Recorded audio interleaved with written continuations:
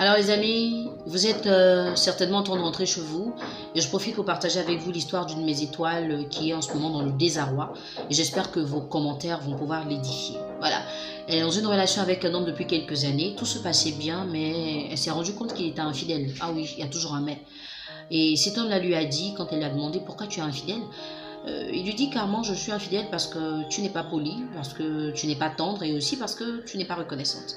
Mais mon étoile, elle est en panique, elle se dit c'est pas possible. Un homme vraiment amoureux ne peut pas être infidèle pour ces trois raisons-là. Ce n'est que de l'impolitesse, de l'ingratitude et un manque de tendresse. Non, c'est pas normal, n'est-ce pas? Alors, je vous explique tout de suite les filles, que c'est vrai que de façon générale, nous les femmes avons tendance à croire que le plus gros problème dans une relation amoureuse entre un homme et une femme, c'est l'infidélité de l'homme. Et quand nous ne sommes pas infidèles, nous pensons avoir rempli notre part du contrat et surtout avoir fait des exploits.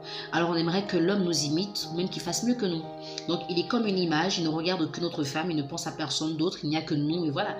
À la limite, il nous vénère. Ça, c'est de la théorie. C'est vrai que ce serait l'idéal, mais dans la pratique, c'est carrément différent. L'amour est un sentiment qui s'entretient. Et dans ce cas-là, l'amour devrait s'entretenir avec des vertus. Et l'une des vertus, même qui est demandée par la divinité, qui est Dieu, c'est la soumission. Femmes, soyez soumises à vos maris. Il est dit nulle part, femmes, soyez soumises aux maris qui ont de l'argent ou aux maris qui vous font plaisir.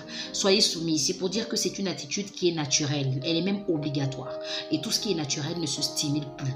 D'accord? C'est parce que c'est difficile d'être soumise qu'on veut toujours trouver des prétextes. Non, je ne peux pas respecter un homme qui fait ceci, qui fait cela.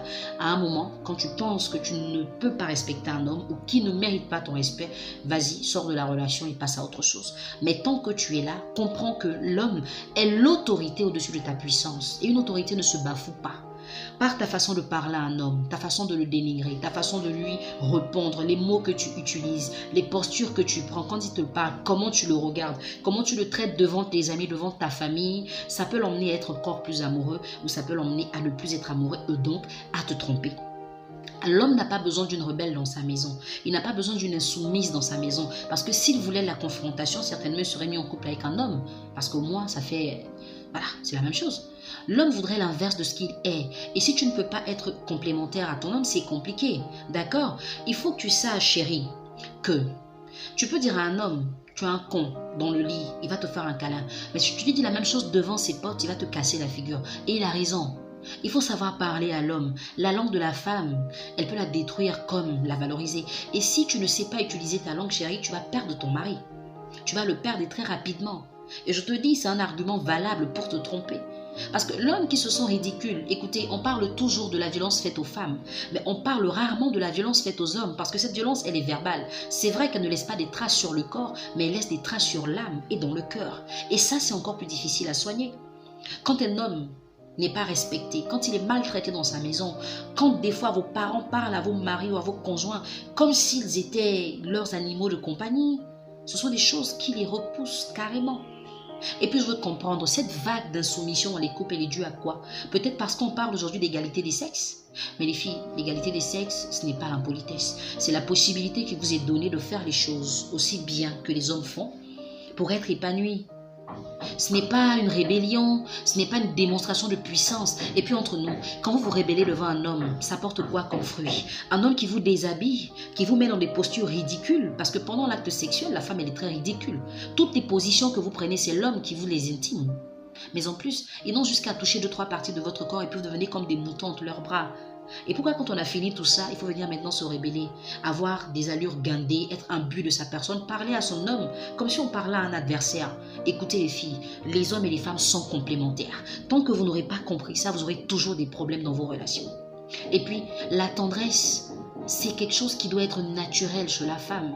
Quand la femme parle à son homme, il doit sentir une différence. Une femme ne peut pas parler à un homme comme un ami parle à son camarade, quoi. Il faut lui dire les choses de façon soft, de façon douce, de façon attirante. Il faut même l'emmener à venir vers toi parce que tu as fait une phrase qui est complète, une phrase qui est réussie.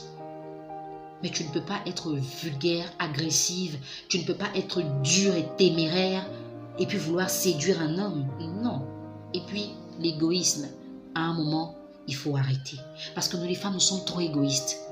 L'homme va tout faire pour nous. La seule chose qu'il ne fera pas, on dira, tu n'as jamais rien fait. Quand vous perdez vos parents dans vos familles, ce sont les hommes qui les enterrent. Mais quand ils perdent leurs parents, ce sont eux-mêmes qui les enterrent. Et même quand vous devez porter le pack de funérailles, c'est eux qui le payent pour vous. Donc comprenez que les hommes font beaucoup de choses. Ce n'est pas parce qu'un homme n'a pas fait ce que tu espères totalement, ça veut dire qu'il n'a rien fait.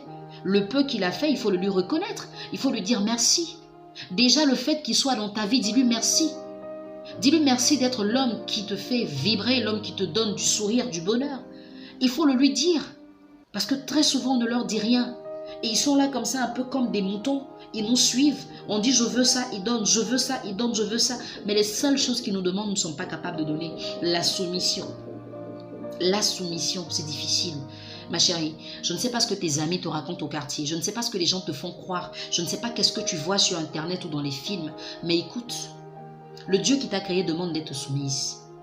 Si tu respectes ton Dieu et si tu l'aimes, obéis à sa parole. Ne le fais même pas pour l'homme qui partage ta vie, mais fais-le pour toi. Parce que c'est ça qui t'ouvre aussi des portes. Et quand tu veux être dans une relation, accepte et comprends que tu es dans un couple. Donc dans une relation où l'homme a son mot à dire, où tu as aussi ton mot à dire. Si ton homme te dit « je n'aime pas ça », n'insiste pas. Tu ne dois pas lui dire « non mais pourquoi tu n'aimes pas ?» C'est lui qui sait ce qu'il aime et ce qu'il n'aime pas. Autant tu n'aimerais pas qu'il fasse quelque chose et tu voudrais qu'il respecte. Respecte ce que lui ne veut pas que tu fasses. C'est tellement simple, c'est tellement beau. Et la vie est tellement parfaite comme ça. Des fois on n'a même pas de problème dans le couple. Mais on va les soulever, on les charge, on les dépose et on cherche des gens qui vont nous expliquer qu'est-ce que ça fait.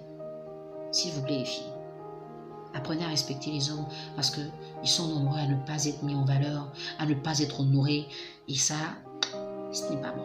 On ne fait pas ça.